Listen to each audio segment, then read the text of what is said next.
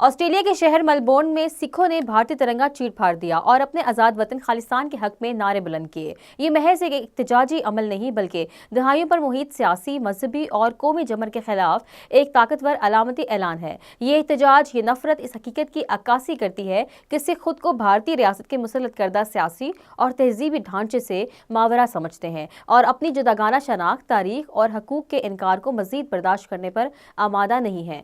भारतीय तिरंगे को मुस्तरद करना दरअसल इस इख्तियार और बालादस्ती को हकारत से चैलेंज करना है जो नई दिल्ली ने ताकत के जोर पर सिख कौम पर मुसल्लत कर रखी है। यह एहतजाज इस तवील सिलसिले की एक कड़ी है जिसका आगाज 1984 के ऑपरेशन ब्लू स्टार, सिखों की नस्लकुशी, मावराए अदालत, जबरी गुमशुदगियों और मजहबी आज़ादियों की पामाली से हुआ।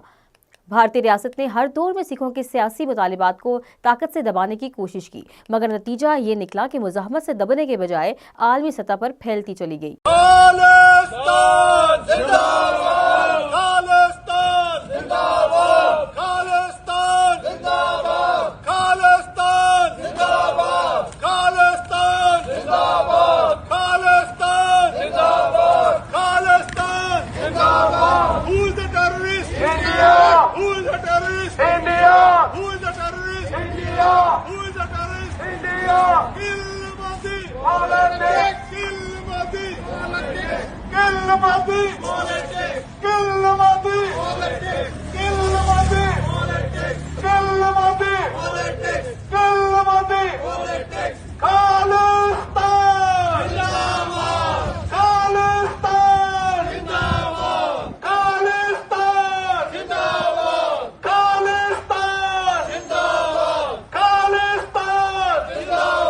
मेलबोर्न की सड़कों पर बुलंद होने वाले खालिस्तान जिंदाबाद के ये नारे इस बात का सबूत हैं कि खालिस्तान तहरीक अब किसी एक खित्ते तक महदूद नहीं रही बल्कि एक आलमी सियासी हकीकत बन चुकी है। सिख डायस्पोरा बैनुल-अक़वामी फॉर्म्स पर वाज़िया पैगाम दे रहा है कि खामोशी का दौर खत्म हो चुका है। आज सिख कौम खुलकर यह ऐलान कर रही है कि वो अपनी तकदीर का फैसला खुद करने का हक चाहती है।